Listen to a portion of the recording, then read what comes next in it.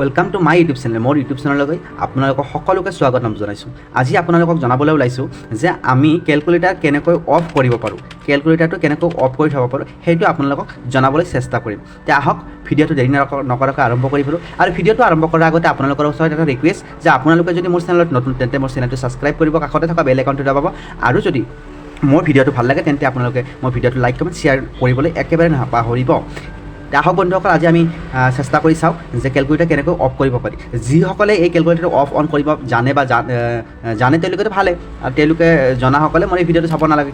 যদি জনাসকলে মোৰ ভিডিঅ'টো ক্লিক কৰিছে তেন্তে নিশ্চয় খং উঠিব যে কি এটা সৰু কাম দেখুৱাবলৈ ওলাইছে। তো মই যিসকলে নাজানে, ময়ো এইটো জনা নাছিলোঁ, ঠিক আছে। তো মোৰ দৰে যিবোৰে নজনা আছা ভাই বন্ধু ভনীসকল আছে যিহেতু, সেইসকলৰ কাৰণে মই এই ভিডিঅ'টো বনাইছোঁ।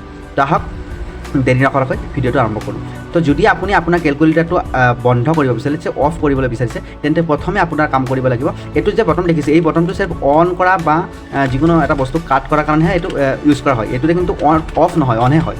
তো আপোনালোকে এইটো অফ কৰিবলৈ এটা কাম কৰিব লাগিব, সেইটো হৈছে আপোনালোকৰ এই কেলকুলেটাৰত থকা এই হৰণ চিহ্নটো যে দেখিছে, এই হৰণ চিহ্নটো এবাৰ প্ৰেছ কৰিব লাগিব।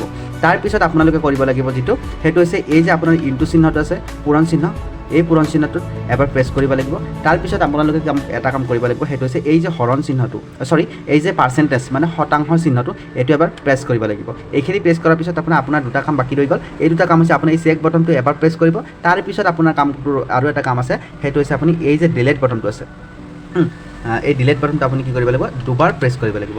দুবাৰ প্ৰেছ কৰাৰ পিছত এই আপোনাৰ কেলকুলেটাৰটো অফ হৈ গ'ল। দেখিছে, এতিয়া আপোনাৰ এই কেলকুলেটাৰ অফ হৈ গ'ল।